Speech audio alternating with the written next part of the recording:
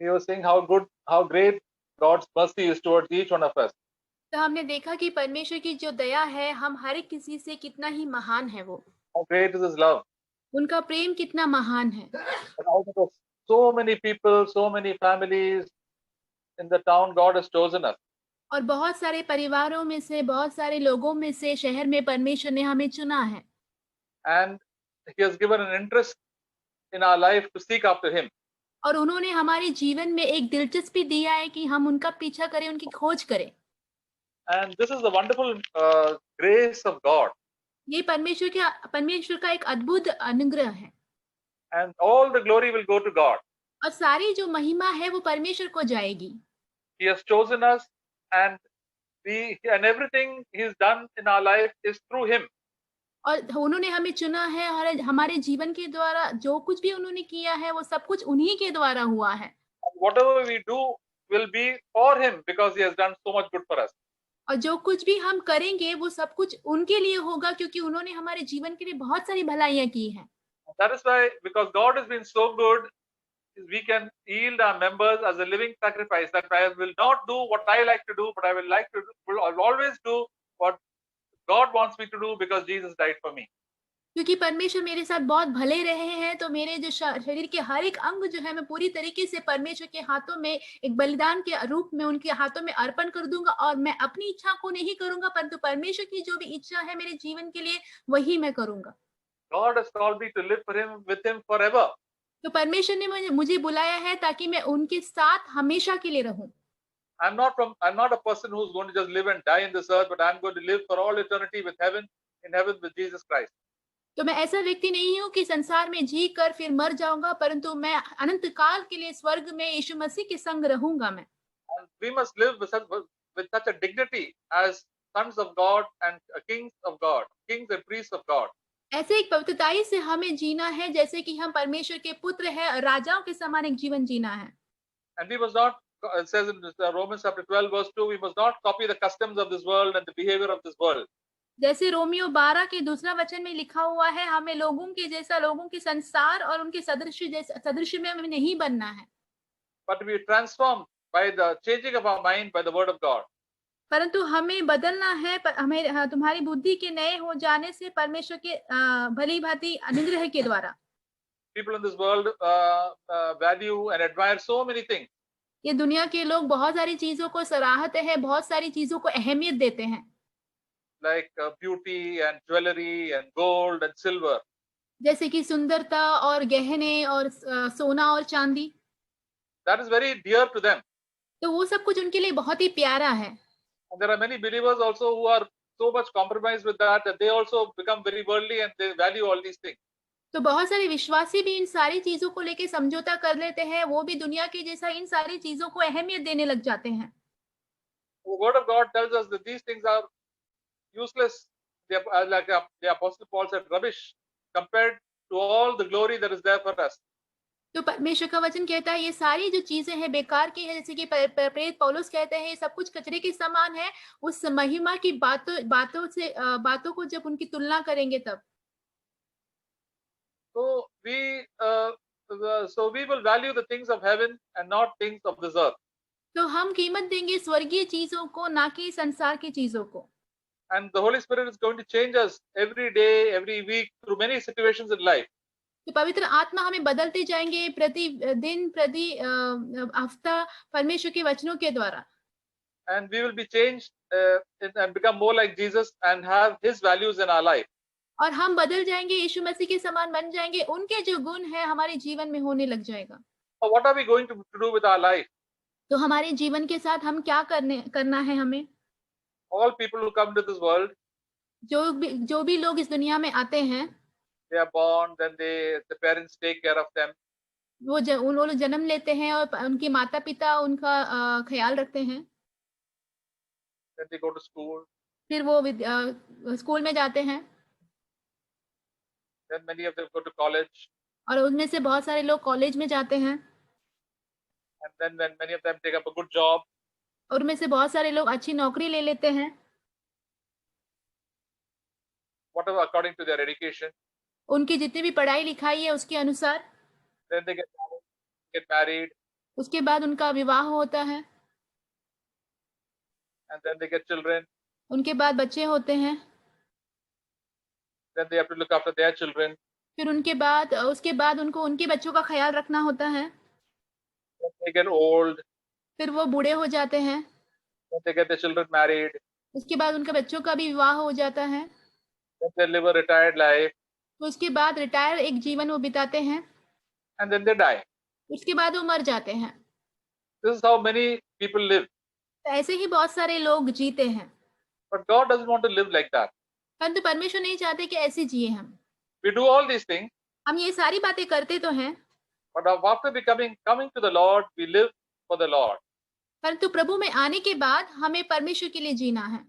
2 Corinthians chapter 5 says we no longer live for ourselves, तो दूसरा कुरिन्थी 5वें अध्याय में लिखा हुआ है कि हम अभी अपने लिए नहीं जिएंगे कभी, but for Him who died and lived for us. और उनके लिए जिएंगे जो हमारे लिए मरा है और जो जीवित है। We'll read that verse, 2 Corinthians chapter 5, वो वचन हम पढ़ेंगे दूसरा कुरिन्थी 5 अध्याय 14-15. 14 और 15 वचन। For the love of Christ controls us, having concluded this, that one died, therefore all died. And He died for all, that they who live should no longer live for themselves, but for Him who died and rose again on their behalf. क्योंकि मसीह का प्रेम हमें विवश कर देता है, इसलिए कि हम यह समझते हैं कि जब एक सबके लिए मरा तो सब मर गए, और वह इस निमित्त सबके लिए मरा कि जो जीवित है वे आगे को अपने लिए ना जिए, परंतु उसके लिए जो उनके लिए मरा और फिर जी उठा। So the love of Christ comes into our life when the Holy Spirit comes, when we are born again and we are filled with the Holy Spirit. और जब पवित्र परमेश्वर का प्रेम हमारे जीवन में आता है, फिर पवित्र आत्मा हमारे जीवन में आता है, फिर हम नया जन्म पाते हैं और पवित्र आत्मा से हम भरते हैं, And then we decide to follow Jesus at all costs. और फिर हम यीशु का पीछा करना चाहते हैं कोई भी कीमत देकर। For that we have to displease all our relatives and friends. उसके लिए हमें हमारे जितने भी मित्र हैं और रिश्तेदार हैं उनको नाखुश करना होता है। They will not like it because they want to follow the ways of the world and which the devil attracts them. तो वो उनको ये पसंद नहीं आएगा, क्योंकि वो संसार के पीछे जाना चाहते हैं, उसके मार्गों के पीछे, क्योंकि शैतान उनको आकर्षण देता है इसलिए। People in this world are only interested in making money and getting fame. तो ये संसार के लोग सिर्फ दिलचस्पी रखते हैं बहुत पैसा बनाने में और मशहूर होने में, And many believers also are doing that. और बहुत सारे विश्वासी भी ऐसा ही कर रहे हैं।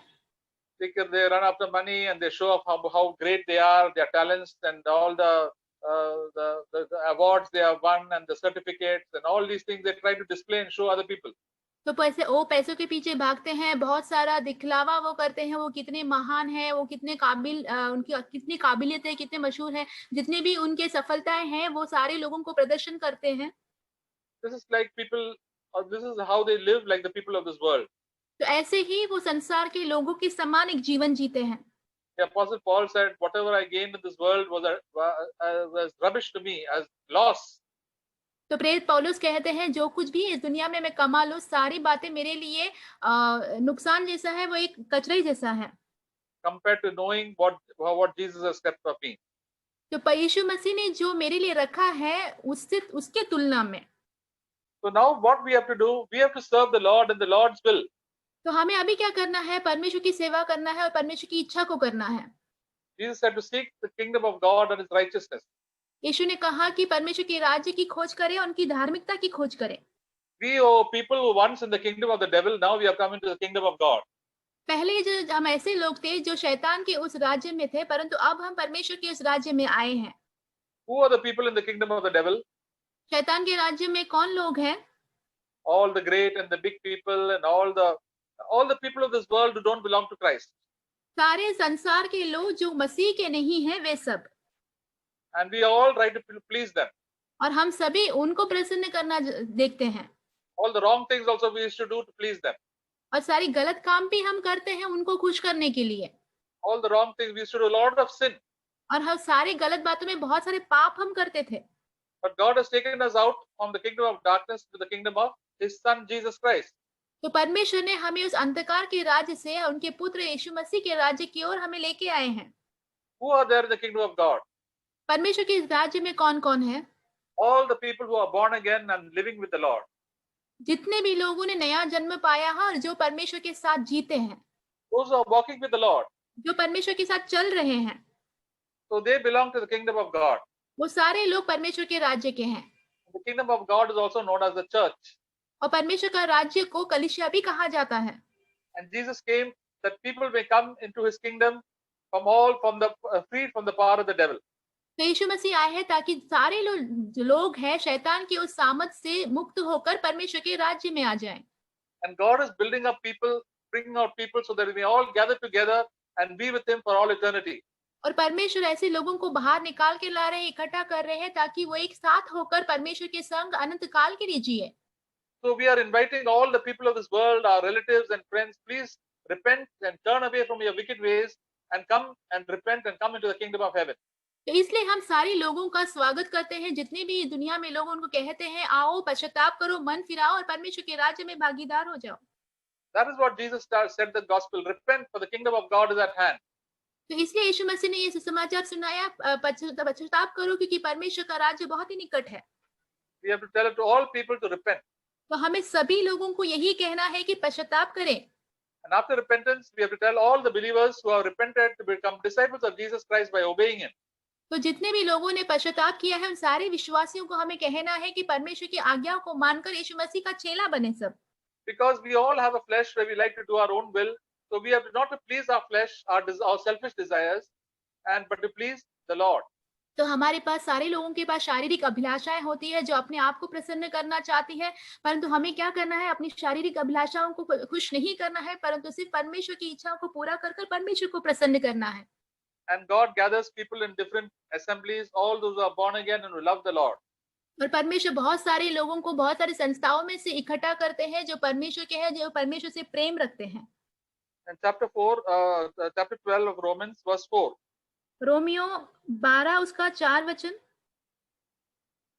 For just as we have many members in one body, and all members do not have the same function, verse 5, so we who are many are one body in Christ and individually members of one another. क्योंकि जैसे हमारी एक देह में बहुत से अंग हैं और सब अंगों का एक ही सा काम नहीं, वैसे ही हम जो बहुत हैं मसीह में एक देह होकर आपस में एक दूसरे के अंग हैं। So all of us who have been filled by the Holy Spirit, who has been cleansed by God, have become one family. तो जितने भी पवित्र आत्मा से अगुवाई किए गए हैं, जो शुद्ध हुए हैं, वो परमेश्वर के एक परिवार में हैं। So that is known as the body of Christ. तो उन्हीं को मसीह का अंग कहा जाता है। And the head is Jesus Christ. और उसका सिर कौन? यीशु मसीह है। And all these members have to listen to the head. और सारी ये जो अंगों को, ये जो सर है उनकी सुनना चाहिए। The pastor is not the head. जो पासबान है वो सिर नहीं है। We are all connected as different parts of the body, members of the body to the head. तो हम जितने भी उस अंग हैं एक साथ होकर हम जुड़े हुए हैं उस मुखिया के साथ जो हमारा सिर है। And the head is Jesus Christ. और वो जो है सिर है वो यीशु मसीह है। The tongue is connected to the head. जो जुबान है वो जुड़ा हुआ है सिर से। And the hand is connected to the head. हाथ जो है वो जुड़ा हुआ है सिर से। The leg is connected to the head. पैर जुड़ा हुआ है सिर से। And the stomach is connected to the head. जो पेट है वो भी जुड़ा हुआ है सिर से। They all are functioning according to what the head head says. और ये सारे जो अंग है वो क्रिया ऐसे करती है जैसा सिर कहता है वैसे ही वो काम करती है। When everybody obeys what the head says, then there is one good health and good function of our body. और जब सारे लोग जो सिर जो कहता है उस बात को मान लेते हैं तो अच्छी सेहत रहती है और हमारा जो क्रिया है वो भी अच्छा हो जाता है। So when we listen to the Holy Spirit, there's only one Spirit, and if we listen to Him, then we will all be united in one body. तो एक ही आत्मा है, वो की पवित्र आत्मा है। जब उनकी बातों को हम मानेंगे, हम सब जो एक शरीर में एक होकर रह सकते हैं। So, but all of us do not have the same function. परंतु हम सभी का जो कार्य है एक जैसा नहीं होगा। The ear is different from the nose. जो कान है वो नाक से अलग है। The hand is different from the eyes. जो आंख है वो हाथ से अलग है। And there are so many different parts of the body. और हमारे शरीर में बहुत सारे अंग हैं। And everybody has a different function. और सभीयों का कार्य करने का तरीका भी अलग है। And this function we do it for the glory of God. तो ये सारे जो कार्य हम करते हैं परमेश्वर के नाम की महिमा के लिए। Not to get glory for ourselves. हमारे लिए महिमा के लिए नहीं। And some members of the body are all hidden. और कुछ जो शरीर के अंग हैं वो छिपे हुए हैं, They are the most important, वो सबसे ज्यादा महत्वपूर्ण है। like the heart, the liver, the lung, the kidney. जैसे कि हमारा हार्ट है, हमारी किडनी है, हमारे जो फेफड़े हैं, सब कुछ। They are silently doing the work without anybody appreciating them. तो वो सारे जो अंग हैं बहुत ही खामोशी से अपना काम करते हैं कि बिना किसी की सराहना सुनते हुए। So many times people say your hair is very beautiful, your nose is very nice. कई बार लोग कहते हैं आपका जो बाल है बहुत ही अच्छा है, आपका जो नाक है बहुत ही सुंदर है। Nobody will say your liver is very nice and your kidney is very nice or your lungs are very nice. कोई भी ऐसा नहीं कहेगा कि आपका जो लिवर है, आपका किडनी है और आपका हाथ जो है, हार्ट जो है बहुत अच्छा है। They are giving all the strength to all these nose and the hair. If they stop functioning, the hair becomes spoiled and the nose also and the eyes also get spoiled. तो ये सारा जो सामर्थ्य वही देते हैं नाक को और बालों को बढ़ने के लिए। अगर अंदर का जो अंग है वो खराब हो जाएगा तो बाहर जो दिखने वाली सारी जो चीजें हैं वो भी खराब हो जाएंगी। So everybody works so that the name of Jesus Christ will be glorified. और सभी लोग इसीलिए काम करते हैं ताकि यीशु मसीह का नाम जो है वो महिमा पाए। Suppose the right hand says, I want to function all the time, I want to do everything. ऐसे सोच लो कि अगर दाएं हाथ कहे कि मैं हमेशा कार्य करता ही रहना चाहता हूँ, So everywhere he starts moving here and there, then it looks very distracting for the whole hand, for the whole body if the hand is moving here and there. तो अगर सिर्फ हाथ ही सिर्फ यहाँ वहाँ घूमता रहे तो पूरे शरीर के लिए बहुत ही अजीब सी एक बात दिखाई देगी, Without any control. बिना कोई नियंत्रण के। This happens to those people who get fits. ये ऐसे लोगों को होता है जब लोगों को फिट्स होते हैं, And then the whole body has to come support the hand and control the hand. तो फिर सारे शरीर को मिलकर उस हाथ को पकड़ना होता है और उस पर नियंत्रण रखना होता है। So God wants us to function with cooperation and love. तो परमेश्वर चाहते हैं कि हम कार्य करें एक सहयोग के साथ और एक प्रेम के साथ। And that's why God has given us gifts of the Holy Spirit to help one another. इसलिए परमेश्वर ने हमें पवित्र आत्मा का जो वरदान दिया है ताकि हम एक दूसरे की मदद करें। While we are living in this world, we can encourage one another, help one another, and serve one another. जब हम इस दुनिया में जीते हैं, हम एक दूसरे को प्रोत्साहन दे सकते हैं, एक दूसरे की मदद कर सकते हैं, एक दूसरे की सहायता कर सकते हैं। For example, if some dust goes into our eye, the right hand will go and try to wash it and clean it. उदाहरण के तौर पे कुछ मिट्टी या कचरा हमारी आंखों में चला जाता है तो हमारा दायां हाथ क्या करता है, उसमें उसको साफ कर देता है। So where a mosquito is coming to bite the right hand, the eyes will immediately spot it, and then it will tell them, now kill it. तो अगर हमारे दाएं हाथ पर कोई मच्छर आके बैठता है तो जो आंख रहता है जल्दी से देख लेता है और वो जो है ये कहता है कि जल्दी से इसको मार दो। So that's how the body is kept healthy and kept healthy, and they live in a healthy way. And the same way, we also should live like that, helping one another. तो ऐसे ही हमारा शरीर जो है बहुत ही सेहत भरा एक जीवन जीता है, वैसे ही हमें भी एक दूसरे की मदद करते जीना चाहिए।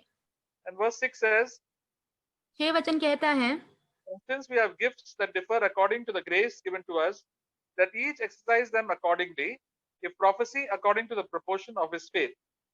और जबकि उस अनुग्रह के अनुसार जो हमें दिया गया है, हमें भिन्न भिन्न वरदान मिले हैं, तो जिसको भविष्यवाणी का दान मिला हो वह विश्वास के परिमाण के अनुसार भविष्यवाणी करे। So God gives us gifts just to do things for the glory of God, to help one another. तो परमेश्वर हमें वरदान देते हैं ताकि हम परमेश्वर की महिमा के लिए काम करें और एक दूसरे की मदद करें। The first and the most important gift is the gift of prophecy. तो सबसे महत्वपूर्ण और पहला जो वरदान है वो भविष्यवाणी का वरदान है। Now the word prophecy is misunderstood by many believers. भविष्यवाणी का जो शब्द है बहुत सारे लोग उसको बहुत ही गलत तरीके से लेते हैं। Prophecy in the New Testament means to speak the word of God. नया नियम का भविष्यवाणी का अर्थ ये है कि परमेश्वर की वचन बोलना। So when we come to the church, we should always be eager to prophesy. तो जब हम कलीसिया में आते हैं तो हमेशा हमें उत्सुक रहना चाहिए भविष्यवाणी करने के लिए। And that happens when we yield our lives as a living sacrifice. ऐसा तब होता है जब अपने जीवन को हम जीविता व बलिदान करके परमेश्वर को देते हैं। And as God is working in us, God will give us a word also to help our brothers and sisters. और जैसे ही परमेश्वर हमारे अंदर कार्य करने लग जाते हैं तो परमेश्वर हमें वचन देंगे ताकि हम भाई बहनों के साथ उसे बांट सके। And according to the proportion of faith, according to what God has done in our life. और उस परिमाण के अनुसार जो परमेश्वर ने अपना कार्य हमारे जीवन में किया है। For example, in mathematics, if I know addition, subtraction, then I can teach addition and subtraction. उदाहरण के तौर पे गणित पे अगर मुझे एडिशन करना और सब्ट्रैक्शन करना आता है तो मैं किसी और को भी एडिशन और सब्ट्रैक्शन सिखा सकता हूँ। I don't know division and algebra. I cannot teach because I do not have much experience with it. मैं डिवीजन और अलजेब्रा वगैरह नहीं सिखा सकता क्योंकि उसमें मेरा ज्यादा करके अनुभव नहीं है। That is the meaning of proportion of our faith. उसी का अर्थ होता है परिमाण के अनुसार का। That means according to our spiritual growth. उसका अर्थ ये है कि हमारे जो आत्मिक उन्नति है उसके अनुसार। Sometimes we think we are very spiritual, but actually we are not at all spiritual. कई बार हम ऐसे सोचते हैं कि हम बहुत ही आत्मिक हैं, वास्तविक में हम इतना आत्मिक नहीं होते हैं। We like to become big leaders and give a lot of prophecy. हम बहुत बड़े लीडर बनना चाहते हैं और भविष्यवाणी देना चाहते हैं। The Holy Spirit tell us these things. This is your experience. You speak according, and your faith speak according to that. पवित्र आत्मा हमसे कहेंगे कि ये तुम्हारा अनुभव है और तुम्हारे जितने विश्वास का जो परिमाण है उसके अनुसार बात कीजिए। Don't copy Brother Zach's messages. Zach brother का कोई भी संदेशों का नकल ना करें। There are some believers who just listen to messages and that same message they'll bring it out in the meeting. कई ऐसे विश्वासी होते हैं वो संदेशों को सुनते हैं और वही संदेश को कलीसिया में लेके आके सुनाते हैं। Because they got a clever mind and they start speaking as if they are got the message. तो उनके पास एक बुद्धिमान एक सोच रहता है, तो उनके बुद्धिमानता के अनुसार वो बताने लगते हैं। So we can all prophesy right from the day we are born again.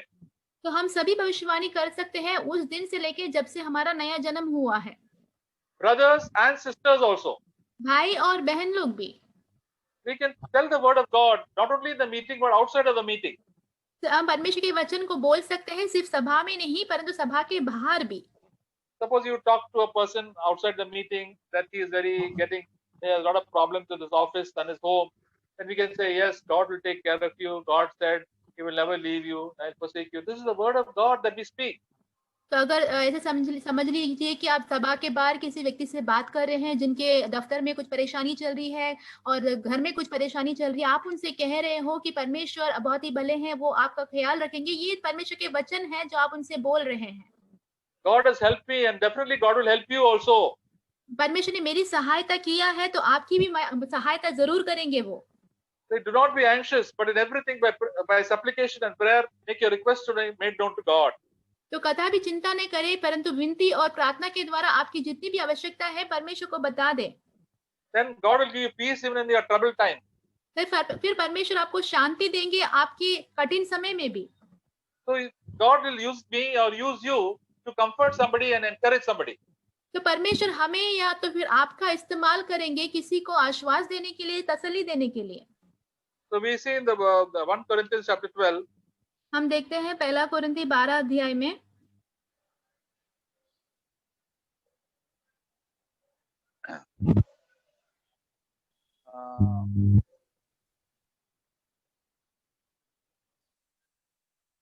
not the 14.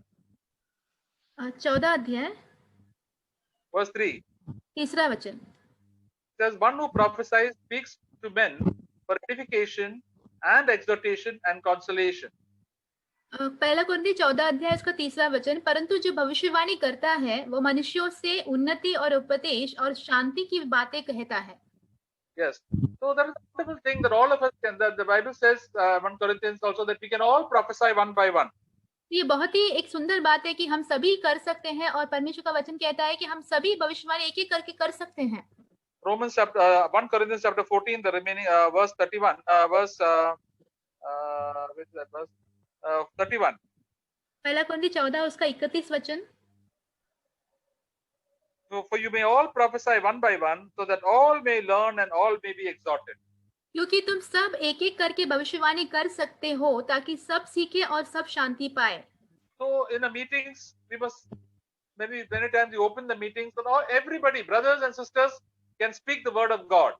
कई बार हम सभा में मौका देते हैं ताकि सारे जितने भी भाई और बहन लोग सभी परमेश्वर के वचन को बात कर सके। And then that everybody can be encouraged. और सारे लोगों का प्रोत्साहन हो उनके द्वारा। And we can correct and then everybody will be comforted. और हम सारी बहुत सारे लोगों को सुधार सकते हैं और उनको आश्वास भी दे सकते हैं। This is one of the most important gifts in the body of Christ. तो परमेश्वर के शरीर यीशु मसीह का जो शरीर है उसमें से सबसे महत्वपूर्ण एक वरदान ये है। Because when we speak the word of God, we can get faith in our hearts and we can do the right action. क्योंकि हम परमेश्वर के वचनों को जब बोलते हैं तो हमारे हृदय में एक विश्वास उत्पन्न होता है और हम सही कामों को करने लगते हैं। Prophesying means that we are it's not that we have become prophets. तो भविष्यवाणी करने का अर्थ ये नहीं है कि हम नबी बन चुके हैं। That there are other brothers who are given the gift of the word. They can speak the word for a longer time, but all can speak the word of God for a short time. तो ऐसे कुछ भाइयों को ऐसा वरदान मिला है भविष्यवाणी करने का, तो परमेश्वर के वचन वो लंबे समय तक बात कर सकते हैं। बाकी सब लोग जो है थोड़े समय के लिए परमेश्वर का वचन बोल सकते हैं। And when we meet each other during the week and the meetings also and telephone, we can also encourage one another and prophesy. और जब हम सभा में मिलते हैं और सभा के बाहर मिलते हैं, फोन के द्वारा बात करते हैं या आमने सामने बात करते हैं, तभी हम परमेश्वर के वचनों के द्वारा एक दूसरे को प्रोत्साहन दे सकते हैं। Prophesying means speaking the word of God. भविष्यवाणी का अर्थ यह है कि परमेश्वर के वचन के द्वारा बात करना। So we should know the word of God and also practice the word of God. तो हमें परमेश्वर का वचन मालूम होना चाहिए और उनका अभ्यास भी हमारे अंदर होना चाहिए। We cannot tell people don't tell lies when we are telling lies. हम लोगों को ये नहीं कह सकते कि झूठ मत बोलो जबकि हम खुद झूठ बोलते हैं। We cannot tell people to stop immorality when we are living also immoral thought. हम लोगों को ये मत नहीं कह सकते कि व्यभिचार मत करो जबकि हम खुद व्यभिचार का जीवन जीते हैं। So first is that we must be a living sacrifice, and as we are doing that and fighting against it, that God will give us grace to encourage one another. इस पहली बात ये है कि हमें जीवता हुआ बलिदान करके हमें जीना है। जब ऐसे लड़ते हम जिएंगे, परमेश्वर हमें कृपा देगा कि हम एक दूसरे लोगों को भी प्रोत्साहन दे सके। And second is verse 7, if in service in his serving. और 7वां वचन, it's in Romeo chapter 12 Romeo chapter 12 verse 7. Romeo 12 उसका 7 वचन, यदि सेवा करने का दान मिले हो तो सेवा में लगा रहे। So service is any service. सेवा का अर्थ कोई भी सेवा हो सकता है। We can help to sing. हम गीत गाने में सहायता कर सकते हैं। We can help to translate करने के लिए, भाषांतर करने के लिए हम सहायता कर सकते हैं। We can take up Sunday school. हम संडे स्कूल ले सकते हैं। We can do so many things, arranging the hall. कोई भी हॉल का व्यवस्था कर सकते हैं। Arranging the food. खाने का प्रबंध कर सकते हैं। Cleaning the house, cleaning the premises of the church. कलीसिया की जो जगह है उसका साफ सफाई कर सकते हैं। Looking after the books का जितना भी देखभाल है वो कर सकते हैं। looking after the recording. So many type of services are there. बहुत तरह की सेवकाइयां हैं। So that all the church can be encouraged and helped. ताकि पूरे जो कलीसिया है वो प्रोत्साहन पाए और एक दूसरे की मदद करे। So this is a wonderful gift. There are so many different types of services, and you don't know what. If you are some good in service, go and tell the elder, I can try and help in this area. तो बहुत सारी सेवकाई है। अगर कोई भी सेवकाई में आप निपुण हो तो आप अगुओं को जाके कह सकते हैं कि इसमें मैं अच्छा हूँ, तो आप करने के लिए उनसे अनुमति मांग सकते हैं। At the same time, be humble in heart and don't try to project ourselves that we are somebody great. तो उसी समय पर अपने आप को हृदय में नम्र रखें और किसी को ये दिखलाने की कोशिश ना करें कि ये बहुत ही महान है। So there is prophecy, there is service or helping. यहाँ पे भविष्यवाणी है, फिर सेवा करना है, दान है। The third one is on teaching, or who he teaches on his teaching. और यदि कोई सिखाने वाला हो तो सिखाने में लगा रहे। What is teaching? सिखाना क्या है? Sometimes we cannot understand the word of God. कई बार हम परमेश्वर के वचनों को समझ नहीं पाते। And there is a brother who can teach it clearly and make it simple. और एक भाई है जो बहुत अच्छे से सिखा सकता है, बहुत ही सरलता से वो हमें बता सकता है। Just as we have a teacher in our class to guide us to do the sums and to the grammar in an easy way. जैसे कि हमारे भी विद्यालय में टीचर शिक्षक होते हैं जो हमें ग्रामर वगैरह सिखाते हैं और गणित वगैरह सिखाते हैं ताकि आसानी से हम सब कुछ कर सके। This is a gift of God. ये परमेश्वर की ओर से एक वरदान है। There may be one teacher in a church or maybe no teacher, but then we have Brother Zach to do good teaching, and we have the tapes. Lot of things we have in the church. तो कलीसिया में एक या दो सिखाने वाले हो सकते हैं। हमारे पास ब्रदर जैक है जो सिखाते हैं और हमारे पास संदेश भी है सब सुनने के लिए। And verse 8 says, he who exhorts in his exhortation. और 8वां वचन कहता है जो उपदेशक है वह उपदेश देने में लगा रहे। What is the meaning of exhortation? उपदेश देने का अर्थ क्या है? Brother, sister, don't be lazy. भाइयों बहनों आलसी नहीं रहो। Read the word of God. परमेश्वर के वचनों को पढ़ो। Don't waste your time with your bad friends. अपने बुरे मित्रों के साथ अपना समय मत बर्बाद करो। These are exhortations. Don't ये overeat. Eat in control. ये सारे उपदेश है कि जरूरत से ज्यादा खाना मत खाओ, जितना आवश्यकता है उतना ही खाओ। Have a good healthy body अच्छा एक सेहतमंद शरीर पाओ, so that you will not be free. You'll be free from all disease. ताकि आप सारे जितनी बीमारी है उसमें से आजाद हो जाओ। And come to the meeting in time. और सभा में समय पर आए। Don't waste your time here and there. अपना समय यहाँ वहां जाकर व्यर्थ ना करें। All of us can do it. We can encourage one another, people in our house, people in our brothers and sisters in church.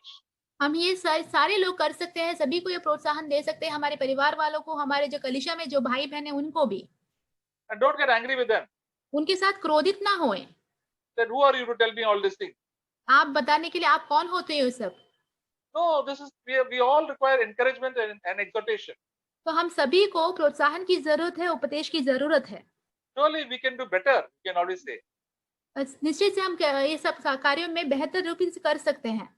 You have become not very good now. Of course, with God's help, you definitely become better. तो हम कह सकते हैं कि अभी तो आप इतने बेहतर नहीं हो, परंतु निश्चय ही परमेश्वर के सामर्थ के द्वारा बेहतर कर सकते हैं। Exhortation is not scolding, but encouraging that you can do better in your life. उपदेश का अर्थ ये नहीं है कि उनको चिल्लाना है, परंतु उनको ये समझाना है कि उनके जीवन में वो अच्छे से और बेहतर हो सकते हैं। And verse 8, another gift that people God gives us is a gift of liberality. और दूसरा जो वरदान जो परमेश्वर हमें देते हैं 8वें वचन में, दान देने वाला उदारता से दे। So when we give our hearts, whatever God has liberally with our wealth or our time, we must give it. तो जब भी हम परमेश्वर के लिए कुछ दान देते हैं, हमारे जो संपत्ति उसके द्वारा या तो फिर हमारा समय है, तो बहुत ही उदारता से उसे दे। We give it to the Lord. हम उसको परमेश्वर को दे सकते हैं। And to the people to encourage the body of Christ. और लोगों के लिए दे सकते हैं ताकि जो मसीह का जो शरीर है, जो कलीसिया है, वो प्रोत्साहन पाए इसके लिए। Some people in the body of Christ have earned much. तो मसीह के जो शरीर में बहुत सारे जो लोग हैं, उन्होंने काफी कुछ पाया है। They earn a lot of money. वो बहुत सारे पैसे उन्होंने कमाया है। And some people earn less. और कुछ लोग कम पैसे कमाते हैं। So they can always be of help to encourage the poorer people in their need. तो हमेशा हम ऐसे लोगों के लिए प्रोत्साहन बन सकते हैं जो गरीब हैं, जो उनकी मदद करते हुए। So they should have more wisdom, so they can give it to the church, so that they can distribute it to all the poor and needy people. तो उनके पास एक ज्ञान होना चाहिए कि वो कलीसिया को वो दे, और वो जो गरीब लोग हैं उनके अंदर वो बांट कर भी दे। Because we have to use wisdom while giving to people. तो क्योंकि हमें ज्ञान का इस्तेमाल करना होता है जब हम लोगों को देते हैं कुछ कभी। There are many poor people and many people who come to the church to get some money and then they run away. तो कई बार ऐसा होता है कि कलीसिया में गरीब लोग भी रहते हैं, और कुछ ऐसे लोग भी कलीसिया में आते हैं और जो पैसे लेते हैं और फिर भाग जाते हैं। There are some Christians who don't want to work at all. और कुछ मसीही ऐसे होते हैं जो बिल्कुल काम नहीं करना चाहते। They roam here and there and do some preaching and teaching and then they'll ask for money. तो वो लोग यहाँ वहाँ घूमते हैं, थोड़ा उपदेश देते हैं, प्रचार करते हैं, फिर वो पैसा मांगते हैं। So it's better always to consult the elders or give it to the church so that they can distribute it. तो ये बेहतर होगा कि हमेशा अगुओं से बात कीजिए और कलीसिया को दीजिए ताकि वो बांट सके सही तरीके से। And the other thing, verse 8 is he who leads with diligence. और फिर 8 वचन में अगला वाला वरदान अगुवाई करे जो। Yeah, those who are leading means you may lead anything. You may be a leader in singing or leader in teaching or in Sunday school or whatever, for the children's class, youth meeting. We must be very hard working in that. तो अगुवाई करने का अर्थ है कि आप कलीसिया की अगुवाई कर सकते हो, गीत गाने में अगुवाई कर सकते हो, संडे स्कूल में या यूथ के अगुवाई हो सकते हो। तो जो कुछ भी आप करते हो उसमें बहुत ही मेहनत से उन सारी चीजों को करना है आपको। The Apostle Paul was a leader in that. He said, "I work day and night." तो प्रेरित पौलुस अगुवे थे, वो कहते थे मैं दिन रात काम करता हूँ। I prayed for you all. मैं आप सभी के लिए मैंने प्रार्थना की है। And this is how, with hard work, we must pray. तो बहुत ही एक मेहनत से हमें प्रार्थना करना है। And this is one good help we can give to everybody. Each one of us can pray. तो ये एक सहायता हम सभी के लिए कर सकते हैं, हम हर एक जन जो है प्रार्थना कर सकते हैं। When we remember our brothers and sisters in Christ, we must always pray for them. जब मसीह में जो हमारे भाई बहन हैं उनको हम याद करते हैं तो हमेशा उनके लिए प्रार्थना कर सकते हैं। And then he says, those who show mercy with cheerfulness. और फिर कहते हैं जो दया करे वो हर्ष से करे। What does it mean to show mercy? दया करने का अर्थ क्या है? when we see poor people who are needy, they don't know, they don't have money or they don't have any help, go and help them. Just like Mother Teresa, she went and helped people who are destitute and who are without help. You help them. तो दया करने का अर्थ ये है कि आप कोई जो कमजोर है या बीमार जो गरीब है, ऐसे लोगों को देखते हैं जिनको जरूरत है, जिनकी कोई सहायता नहीं कर सकता है, तो आप उनकी जाके सहायता कर सकते हैं। जैसे कि मदर तेरेसा ने बहुत सारे गरीब लोगों का सहायता किया था, जिनको जिनको कोई सहायता करने के लिए तैयार नहीं था, ऐसे लोगों की सहायता आप करें। When we see orphans and widows, we can help them. Say, these are needy people, Lord. I must do it happily for the Lord because these I'm doing it for the Lord. I'm helping the people of the Lord. जब आप कोई अनाथ को देखते हो, विधवा को देखते हो, तो आपको बहुत ही हर्ष के साथ उनके लिए मदद करना है। जैसे कि आप प्रभु के लिए करते हो, तो बहुत ही हर्ष के साथ ये मदद को आपको करना है। So whenever you are in doubt, you can always ask your elder. कहीं भी आपको अगर शक हो, तो आप हमेशा अपने अगुओं से पूछ सकते हैं। There are a lot of people also who come and saying that they are poor and they are needy, but they are also very crooked. तो बहुत सारे लोग जो आते भी हैं, ऐसे जो कहते हैं उनको वो बहुत ही जरूरतमंद है, बहुत ही गरीब है, परंतु वो कुटिल भी निकलते हैं। We have a lot of people like that who came to our church. ऐसे बहुत सारे लोग हैं हमारे कलीसिया में, जो हमारे कलीसिया में आए थे, But many of them left because they were easily spotted fast and then they could not continue. तो ऐसे बहुत सारे लोग कलीसिया से हट गए क्योंकि उनको जल्दी ही पकड़ाया गया, फिर वो जो है जल्दी उसमें लगातार बने नहीं रह पाए। So all this we can do when we yield our bodies as a living sacrifice. ये सब कुछ हम तभी कर सकते हैं जब अपने जो शरीर है उसको जीविता बलिदान करके हम चढ़ाए तब। So that is the spirit of the body of Christ, that we belong to one family. तो यही है परमेश्वर की जो शरीर की आत्मा की, हम एक परिवार के हैं। Verse 9 says, let love be without hypocrisy. 9वां वचन कहता है, प्रेम निष्कपट हो। That means we must not make it for a show when we love one another, but really from our heart we should do. उसका अर्थ ये है कि जब हम एक दूसरे से प्रेम करें, तो वो दिखलावा करने के लिए ना करें, परंतु अपने सच्चे हृदय से करें वो। And abhor what is evil. और बुराई से घृणा करें। So one of the greatest hatred we must have for all evil. तो एक बड़ी घृणा हमें होनी चाहिए बुराई के खिलाफ। What is evil? बुराई क्या है? Pride is evil. जो अहंकार है वो घृणा है। Evil speaking, gossip, बुरी बातें कहना, गपशप करना, all immoralities सारी जो व्यभिचार है, and selfishness स्वार्थीपन, and accumulating money for ourselves, अपने आप के लिए पैसा इकट्ठा करते जाना, not caring for the poor. किसी गरीब के लिए नहीं ख्याल रखना। So we must be merciful and we must be kind to people. We must hate the things that are evil in this world. तो हमें बहुत ही दयालु होना है, करुणा में होना है, और जितनी भी संसार की जो चीजें हैं उससे घृणा रखना है। If we hate the evil, we will not come close to the evil. अगर हम बुराई से घृणा रखेंगे, तो उस बुराई के नजदीक हम नहीं जाएंगे। We will try to avoid it. हम उसको दूर करने की कोशिश करेंगे। For example, we abhor or hate the coronavirus. उदाहरण के तौर पे हम जो कोरोना वायरस है उसे बहुत ही घृणा रखते हैं। We try to take as much care to be far away from it. तो हम बहुत ही ख्याल रखते हैं, संभालते हैं कि उससे जितना हो सके उतना दूर रहें। The same hatred we should have towards every sin. तो यही एक घृणा हमारे अंदर होना चाहिए सारी पापों को लेकर भी। And this hatred will increase more and more.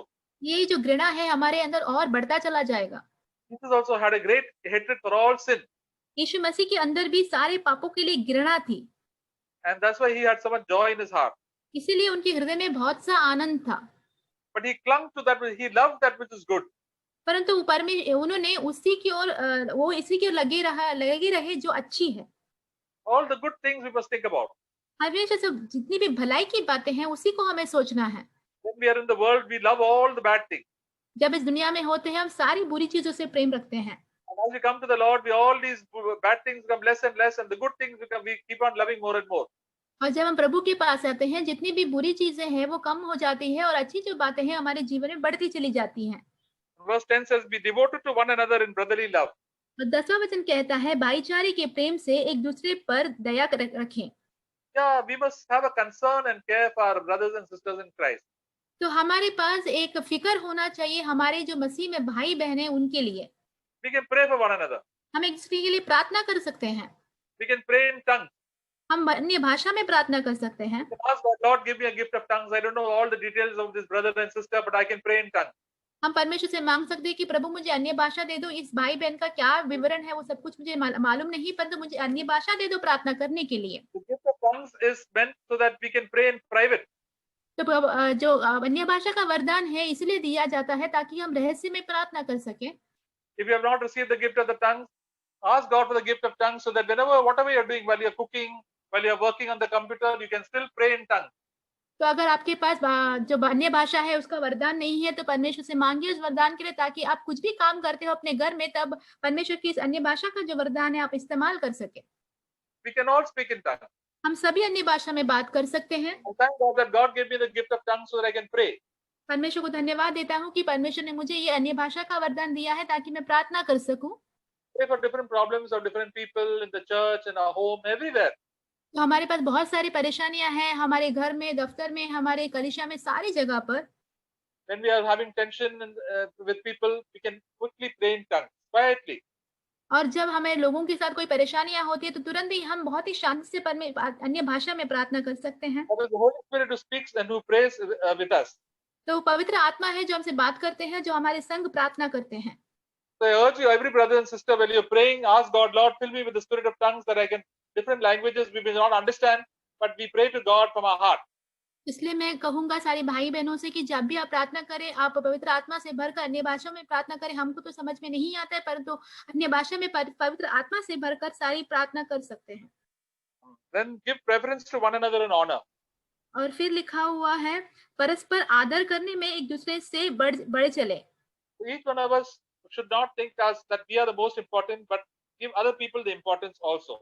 तो हम हर एक को अपने आप को ज्यादा महत्वपूर्ण नहीं समझना है, सिर्फ दूसरों को भी महत्वपूर्ण वो आदर देना है। My time is more important. My family is more important. But it says God's family also there. We must also give importance to that. तो हमें ये नहीं कहना है कि मेरा समय बहुत ही महत्वपूर्ण है, मेरा परिवार बहुत ही महत्वपूर्ण है। हमें ये भी कहना है कि परमेश्वर की कलीसिया है, परमेश्वर का जो परिवार है वो भी मेरे लिए महत्वपूर्ण है। My opinion is always correct. मेरी जो सोच है वो हमेशा सही है। Other people's opinion also we must listen. तो दूसरे लोगों का भी जो सोच है वो हमें सुनना चाहिए। God will speak to us. Yeah, what this brother is saying, what this sister is saying is also correct. फिर परमेश्वर हमसे बात करेंगे कि ये भाई जो कहते हैं, बहन जो कहते हैं वो भी सही है। And then it says, not lagging behind in diligence, verse 11, fervent in spirit, serving the Lord. और 11 वचन, प्रयत्न करने में आलसी ना हो, आत्मिक उन्माद में भरे रहो, प्रभु की सेवा करते रहो। See, God always wants us to be hardworking. तो परमेश्वर हमेशा से चाहते हैं कि हम बहुत ही मेहनती हो। We must be hardworking as soon as we come to the Lord.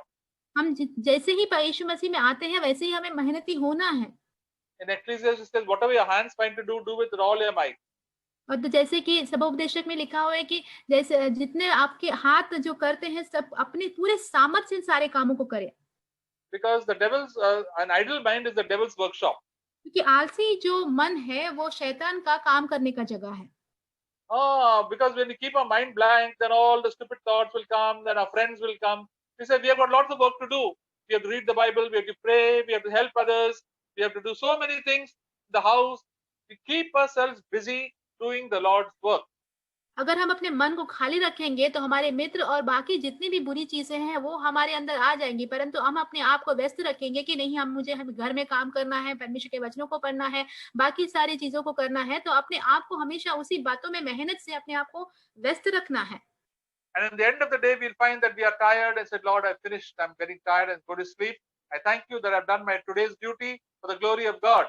तो दिन के अंत में हम कहेंगे कि प्रभु मैं अभी थक गया हूँ, मेरे जितने भी काम थे मैंने परमेश्वर की महिमा के लिए किया है, परमेश्वर को धन्यवाद कहते हुए हम उस दिन को हम पूरा करेंगे।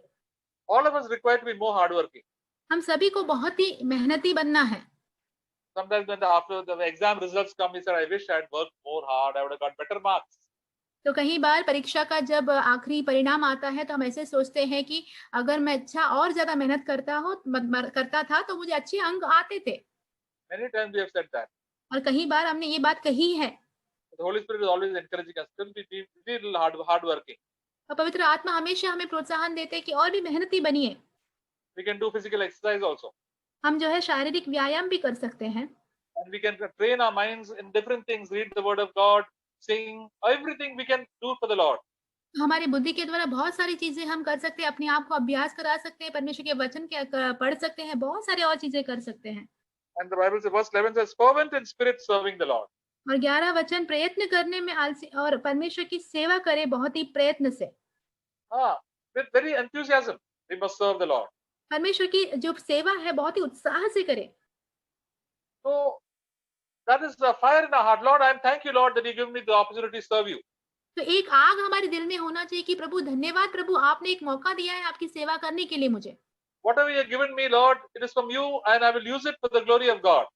जो कुछ भी आपने दिया है प्रभु आपकी ओर से है और वो उसका मैं इस्तेमाल परमेश्वर की नाम की महिमा के लिए करूंगा। Once I went to Bangalore, and when I had to go somewhere close by, so I asked one brother, can I go there? Can I use your scooter? तो एक बार मैं बैंगलोर में गया था, वहां पे मुझे कोई काम था, मैंने एक ब्रदर को कहा कि आपकी जो स्कूटर है, मैं उसका कहीं मुझे जाना है तो मैं उसका इस्तेमाल करूं क्या? And he said, this scooter is dedicated for the Lord and his work. Please take it. तो उन्होंने कहा कि ये जो स्कूटर है वो परमेश्वर की सेवकाई के लिए मैंने सौंप दिया है, तो आप दया करके ले ले। So happily he gave it to him. बहुत ही खुशी के साथ उन्होंने मुझे वो दिया। And that he was a very simple brother, but he gave it. He loved the Lord very much. वो बहुत ही साधारण से भाई थे, परंतु उन्होंने परमेश्वर से बहुत ही प्रेम रखा था। And then it says, verse 12, rejoicing in hope and persevering in tribulation. और फिर 12 वचन, आशा में आनंदित रहो, क्लेश में स्थिर रहो। Rejoicing in hope as in every situation. Lord, I've got hope in my life. God is going to take care of me in the future. तो आशा में आनंदित रहने का मतलब है हमारे जीवन में कोई भी परिस्थिति आए, हमेशा मुझे कहना है कि मुझे हमेशा परमेश्वर पर आशा रखना है कि मेरा भविष्य का ख्याल जो है परमेश्वर रखेंगे जरूर। All my future is in God's hands. I'm very safe. परमेश्वर के हाथों में मेरा पूरा भविष्य है, मैं बहुत ही सुरक्षित हूँ। And in all our tribulations, we have to endure. और हमारी जितनी भी परीक्षाएं हैं उनमें सब में हमें सह लेना है, धीरज धरना है। It takes time for troubles and things to go. God will send troubles, but what we have to do, thank you, Lord. As long as you want me to endure, I will endure. तो बहुत सारी परीक्षाएं जो है जाती रहेंगी, परंतु हम आती रहेंगी, परंतु हमें क्या कहना है कि आप परमेश्वर जो कुछ भी आपने मुझे दिया है, जो भी क्लेशों के द्वारा मैं गुजरता हूँ, मैं उसमें धीरज धरूंगा, उसे सह लूंगा अंत तक। I'll thank you, Lord, for it. मैं परमेश्वर आपको धन्यवाद देता हूँ उस चीज के लिए। Then he said, we are devoted to prayer. और हमें भक्तिहीन होना है प्रार्थना की ओर। The Bible says, pray at all times. परमेश्वर का वचन कहता है हमेशा नित्य प्रार्थना करें। Oh, we can pray at all times when we are filled with the Holy Spirit. कैसे हम प्रार्थना कर सकते हैं? नित्य, जब पवित्र आत्मा से हम भरे होते हैं तभी। Apostle Paul prayed at all times. प्रेरित पौलुस हमेशा प्रार्थना करते थे। And that is why he was a blessing to God and to all the churches. तो इसीलिए वो परमेश्वर के लिए आशीष का कारण बने, जितनी भी कलीसियां हैं उनके लिए आशीष का कारण बने वो। We can start doing that. हम वो करना शुरू कर सकते हैं। Who can prevent you from praying? कौन आपको प्रार्थना करने से रुका सकता है? You pray while you're working. आप जब काम करते हो तब प्रार्थना कर सकते हैं। You pray while you're cooking. आप खाना बनाते समय प्रार्थना कर सकते हैं। You pray while you're traveling. आप जब यात्रा कर रहे हैं तब प्रार्थना कर सकते हैं। Instead of mind going here and there, we can fix our mind on the Lord. The Lord will tell you to pray for this person and that person.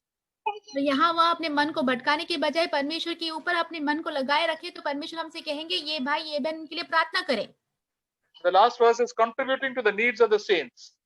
और आखिरी वचन है 13, पवित्र लोगों को जो कुछ आवश्यक है उसमें उनकी सहायता करें। So whenever we see a need somewhere, somebody is lacking food and clothes, anything, we can always contribute. और जहाँ कहीं भी हम देखते हैं किसी को खाने की, पीने की, पहनने की कमी है, तो हमेशा वहां पर हम सहायता कर सकते हैं। Contributing to the needs of the saints. जो पवित्र लोग हैं, ऐसे लोगों की सहायता करना उनकी आवश्यकता में। Saints are the children of God. और जो पवित्र लोग हैं वो परमेश्वर के संतान हैं। For that we can always take the advice of the elders. उसके लिए हमेशा अगुए लोगों की सलाह ले सकते हैं। And thus we can be use of use in the body of Christ. ऐसे ही हम परमेश्वर के शरीर में, मसीह के शरीर में एक इस्तेमाल किए जाने वाले हो सकते हैं। Last is practicing hospitality, verse 13. और 13 वचन के आखिरी वचन, पहनाई करने में लगे रहो। Sometimes people are in need of food for a short stay. We can always encourage them and welcome them into our house and give them what they need. तो कई बार लोगों को खाने की या कोई एक एक दिन रुकने की जो ज़रूरत होती है, हमेशा हम उनकी स्वागत कर सकते हैं और उनकी जो आवश्यकता है, वो हम पूरा कर दे सकते हैं। because we are welcoming the children of God. क्योंकि हम परमेश्वर के जनों का स्वागत करते हैं इसलिए। But if you give a glass of cold water to any of my children, you will get a tremendous reward. यीशु ने कहा कि कोई भी मेरे बच्चों को एक ग्लास ठंडा पानी देता है, तो भी उनको बहुतायत का एक प्रतिफल मिलेगा। So we can get so much reward when we love the Lord and do everything for the glory of God. और हम बहुत सारे प्रतिफल पा सकते हैं, जब हम परमेश्वर से प्रेम रखते हैं और जो कुछ भी हम करें, परमेश्वर की महिमा के लिए करते हैं तभी। So